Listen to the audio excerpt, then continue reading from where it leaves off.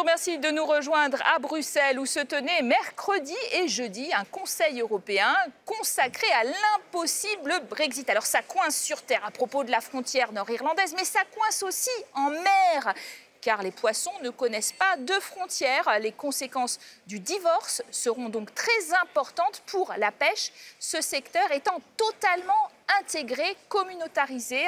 Aujourd'hui, le Royaume-Uni exporte environ 75% de sa pêche vers l'Union européenne, mais les autres pays de l'Union européenne capturent 8 fois plus de poissons dans ces eaux que les bateaux britanniques eux-mêmes dans les leurs. Alors, un déséquilibre qu'aime à rappeler le gouvernement de Theresa May, auquel il compte d'ailleurs remédier, dit-il. Et puis, il y a aussi la question des quotas européens pour éviter l'épuisement des ressources halieutiques auxquelles les Britanniques pourraient vouloir renoncer.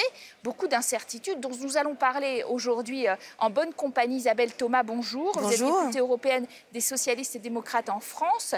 Vous êtes face à une Britannique aujourd'hui, Jean Lambert, bonjour, qui vous êtes chez les Verts au Royaume-Uni.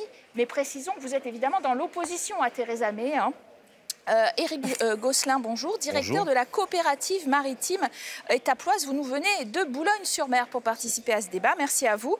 D'ailleurs, les pêcheurs sont un peu inquiets, c'est vrai, de ce Brexit. Et on saisit, Michel Barnier, de l'importance de négociations autour de ce secteur pêche. C'est ce que vous me disiez ? Oui, on compte beaucoup sur Michel Barnier pour ne pas oublier ce secteur qui économiquement pèse peu, mais qui est très important pour l'économie des littoraux. Notamment, je parle pour Boulogne, que je connais mieux, où on représente. C'est vrai que les captures faites dans les eaux britanniques représentent à peu près 65% de nos captures. On est très près de l'Angleterre. Je rappelle que souvent, on voit les côtes anglaises de mon bureau. Donc on est vraiment concerné au premier chef. Et les Brexiteurs les plus durs, en particulier UKIP et puis certains Tories aussi, on fait vraiment campagne sur cette idée. On se réapproprie notre pêche, hein, c'est nos poissons, c'est ça ? Oui, c'était exactement ça. Nos poissons, on perd tant de poissons vers l'étranger, etc.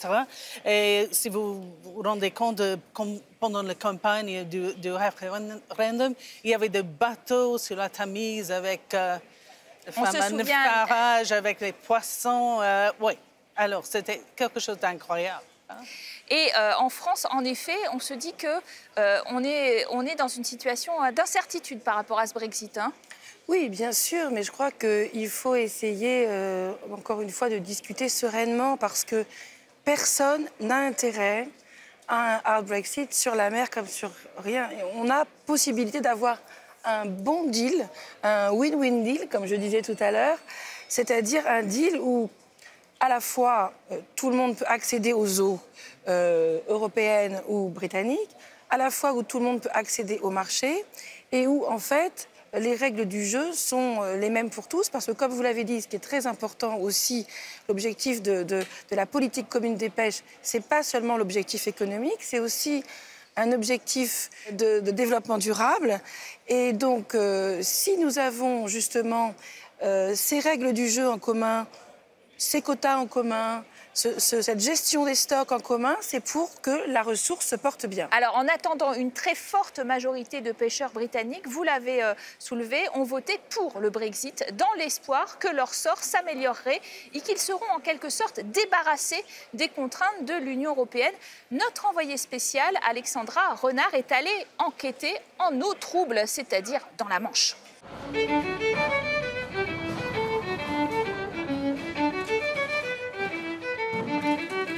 Ces crabes et homards ont été pêchés quelques heures plus tôt le long des côtes du Devon, au sud-ouest de l'Angleterre.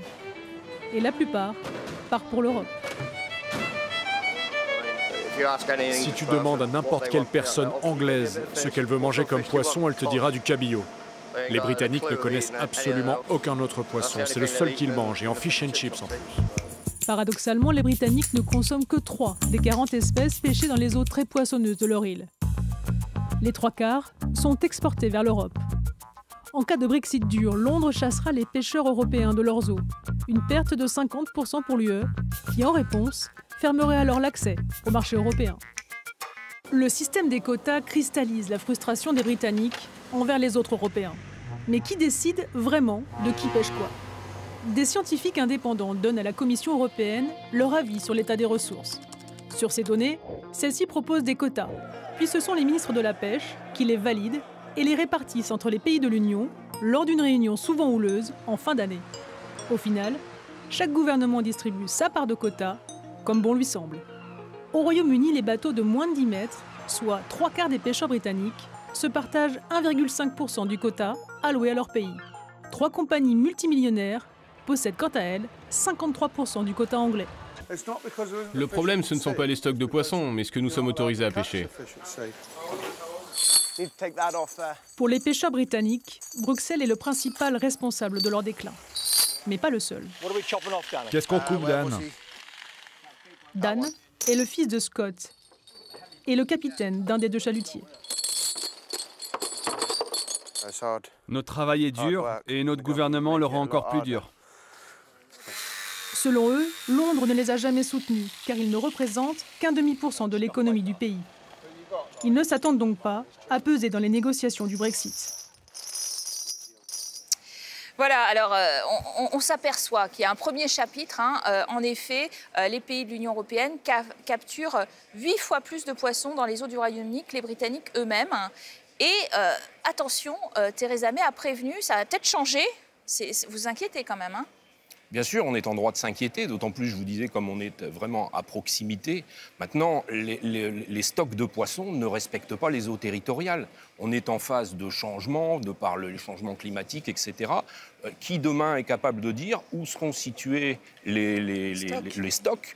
Est-ce qu'ils seront du côté anglais? Est-ce qu'ils seront du côté français? Aujourd'hui, on n'en est pas capable. Donc c'est vrai qu'on est obligé, de toute façon, d'avoir une gestion commune dans l'intérêt de tous, aussi bien des Anglais que des Français. Mais la rhétorique, d'ailleurs, pour l'instant, du gouvernement May, je dis pour lequel vous êtes critique, mais c'est que, attention, on va séparer les 2 problèmes. Celui, effectivement, des droits de pêche des autres Européens et puis celui des exportations et des possibles droits de douane dans la future relation commerciale, hein, c'est ça? C'est vrai qu'il y a vraiment des problèmes des tarifs, etc., du marché pour nos pêcheurs. On a vu pendant le référendum qu'il y avait des pêcheurs qui disaient « Ah, mais on vend les poissons en France, on va continuer à faire ça. » Mais comment? Oui, parce qu'il y a la question qui est masquée pour l'instant, parce qu'on n'est pas en train de négocier la relation commerciale, mais des fameux droits de douane, hein, surtout s'il y a un no deal. Ça changerait. Expliquez-nous quand même sur le fond pour nos téléspectateurs. C'est très simple. S'il n'y a plus d'accès au marché, évidemment, s'il n'y a pas d'accès aux eaux, je ne vois pas comment il pourrait y avoir accès au marché. Ça, il faut m'expliquer. Et s'il n'y a donc pas accès au marché, ça veut dire quoi? Ça veut dire que toutes les exportations britanniques devront être taxées à l'entrée de l'Union européenne. Donc les prix seront d'autant plus élevés et du coup, le marché sera moins intéressant pour les Européens d'acheter des produits britanniques et pour les Britanniques de vendre les produits. Et j'ajoute, parce que j'ai été contactée cette semaine par les pêcheurs de Jersey-Guernsey, qui sont donc sous la couronne britannique et qui sont paniqués parce qu'aujourd'hui, ils font leur débarque de poissons sur les côtes bretonnes. Ou normandes. Ils ne font pas les débarques au Royaume-Uni. Ils viennent faire et ils me disent, mais qu'est-ce qui va se passer pour nous? Surtout de fruits de mer, etc., qu'ils ne mangent pas en plus. Tout à fait. Puis de toute façon, Jersey-Guernsey, il n'y a pas le marché. Ils n'ont pas assez de population. Mais alors, quand vous entendez ces Britanniques qui disent ce sont les quotas finalement qui nous ont bridés, qui sont en train de tuer la petite pêche, etc. Et quand on n'aura plus de quotas, on va s'en émanciper. Alors, est-ce que ça vous paraît réaliste d'une part? Et puis, est-ce que ça vous paraît vrai surtout en tant que pêcheur? Réaliste, non. Je pense que le quota est une affaire effectivement de répartition entre chaque État. Et là, on ne peut pas mettre tout sur le dos de l'Europe. Les quotas sont nécessaires pour avoir une gestion à long terme. Les pêcheurs les ont acceptés. Ce qu'ils ont tendance à remettre en cause, c'est leur diminution constante. Voilà. Mais ça, c'est autre chose. Mais globalement, sur les quotas, je pense qu'aujourd'hui, tout le monde est d'accord. S'émanciper des quotas, c'est quand même avoir une vision à très court terme. Et je pense que... Productiviste. Oui, productiviste, qui favorisera l'intérêt immédiat, mais à très court terme, on le sait pertinemment. Mais vous croyez que ça va être le cas, ou que ça va être une des revendications des pêcheurs britanniques, de ne plus avoir de quotas du tout et de pouvoir pêcher comme ils le veulent? Parce qu'on le dit, il y a le problème des petits pêcheurs qui n'ont pas vraiment accès à beaucoup de poissons, finalement. Oui, celle-là, c'est la question des petits pêcheurs. Et, OK, mais sur la question de quotas, en général, on doit avoir quelque chose parce que, comme monsieur vient de dire, la répartition, c'est là. Et même si on fait partie de l'Union européenne ou non, on doit faire quelque chose avec nos voisins. C'est là, c'est sur la Convention des Nations Unies, la loi de la mer, etc. On doit faire quelque chose avec les pays voisinages pour conserver les stocks de poissons. Donc c'est une vue de l'esprit de se dire, finalement, maintenant, ça va être la pêche libre à tout crin. Non, mais si c'est ça, c'est la guerre. Enfin, c'est pas possible. Ça veut dire qu'on remet en cause tout le développement durable, tout ce qui a été fait par l'Union européenne, justement pour reconstituer les stocks de poissons qui étaient en grand péril dans les années 90-2000, qui sont quand même en meilleur état, puisque 67% des stocks en Atlantique, par exemple, sont aujourd'hui au niveau du rendement maximum durable, enfin, donc sont à un bon niveau. Je ne dis pas que tous les problèmes sont réglés, mais on a considérablement amélioré la situation. Ce que propose Theresa May plus précisément, parce qu'on va rentrer quand même dans le détail, dans son livre blanc, c'est qu'à l'avenir, le Royaume-Uni publie chaque année l'état de ses stocks avec un réexamen de ses droits de pêche annuels, comme la Norvège. Mais elle sera obligée de... Enfin, je ne vois pas comment... C'est là où on voit tout l'intérêt de l'Union européenne. C'est que pour être performant, y compris sur le développement durable, comme sur le climat, comme sur les poissons et les océans, comme sur tous les sujets, on est beaucoup plus performant sur une gestion collective. Et à long terme, peut-être, vous. Et à long terme, et collective, parce que ça va être la guerre. Vous savez, dans les années 60-70, il y avait des abordages entre les pêcheurs espagnols et français, entre les pêcheurs... Il y a eu un petit accrochage quand même sur la coquille Saint-Jacques. Le 28 août, vous êtes allé dégager, je veux dire, les Britanniques pêchant à 12 000 nautiques dans l'Hexagone parce que vous considériez que vous étiez en train de protéger les... Moi, je considère que c'est un épiphénomène, mais c'est quand même significatif. C'est quelque chose qui pourrait effectivement se reproduire de façon régulière. Comment voulez-vous... Racontez-nous l'histoire déjà.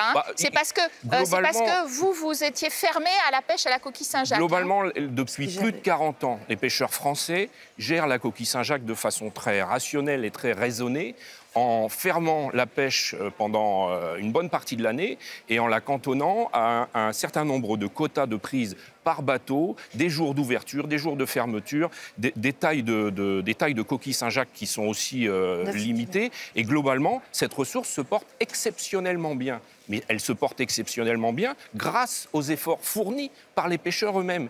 Et quand ils ont vu les navires anglais qui ne respectaient absolument aucune de ces règles venir dans les eaux communes et faire tout et n'importe quoi, il y a eu effectivement une réaction. Donc comment voulez-vous que demain on puisse dire dans une même zone, parce que c'est une zone qui est partagée, où les pêcheurs se côtoient, les Britanniques, les autres Européens, comment voulez-vous admettre que certains puissent pêcher à outrance et que d'autres soient obligés de respecter? Oui. D'autre part, vous citiez la Norvège, mais la Norvège co-gère ses stocks avec l'Europe.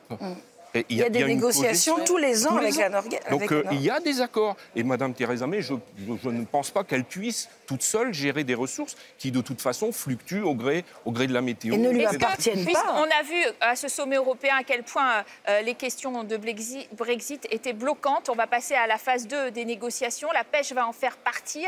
Est-ce que vous avez l'impression que la guerre de la pêche aura lieu, Jean Lambert, vue de Grande-Bretagne? Ça serait une guerre politique, si vous voulez, parce que pour UK, pour les gens qui soutiennent Brexit, c'est quelque chose, je ne sais pas le mot, totémique, on dirait. C'est tabou, complètement tabou. Oui, parce qu'on peut faire quelque chose avec les bateaux, etc. C'est plus difficile avec des autres choses qu'on ne voit pas. Mais je crois que vraiment, au fin des négociations, on doit avoir quelque chose en commun. Et je sais qu'il y aura des pêcheurs qui vont se sentir déçus, mais si on veut avoir les poissons dans les années futures, on doit co-gérer. Co-gérer. Merci à vous d'avoir très bien participé à ce débat. C'est l'heure de notre rubrique où nous décryptons les fausses nouvelles, comme celles à venir sur le Brexit. Voilà tout de suite Contrefait.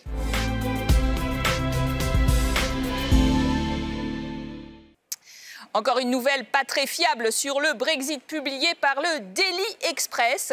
Le divorce d'avec l'Union européenne sera prononcé le 29 mars 2019. Or, le quotidien eurosceptique explique que les contrats et salaires des 73 eurodéputés britanniques n'expirent que 3 mois plus tard, fin juin, et que leurs assistants parlementaires n'auront aucune extension salariale de leur côté, oubliés de ces règlements.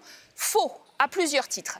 D'abord parce que les contrats seront bien résiliés le jour du Brexit, le 29 mars, et pas 3 mois plus tard. Ensuite, parce que les modalités des fameux contrats des députés européens britanniques et de leurs assistants sont bien plus complexes et sur mesure que ne l'affirme le Daily Express.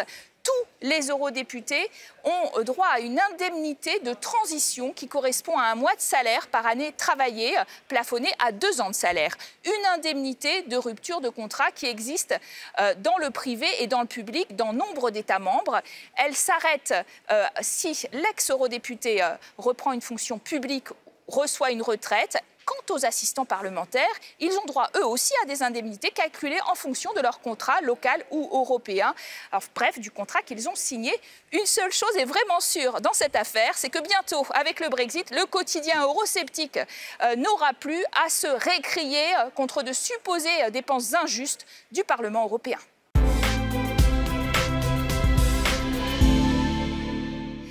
Voilà pour cette rubrique Contrefait qui vous a fait sourire en plateau. Merci à vous d'avoir été nos invités. Vous restez en notre compagnie.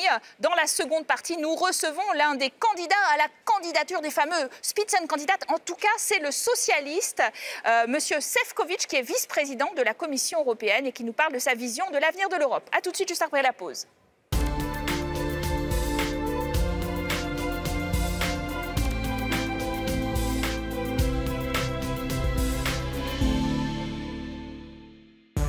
Rejoignez-nous en Estonie, le plus petit État balte qui met l'Europe dans tous ses États pour 3 raisons. Hyper connecté, il a distribué à 1 300 000 habitants des cartes d'identité électroniques et veut passer à l'intelligence artificielle.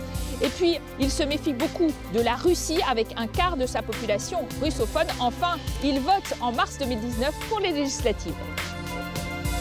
L'Europe dans tous ses États, présenté par Caroline de Camaret, à voir sur France 24 et france24.com.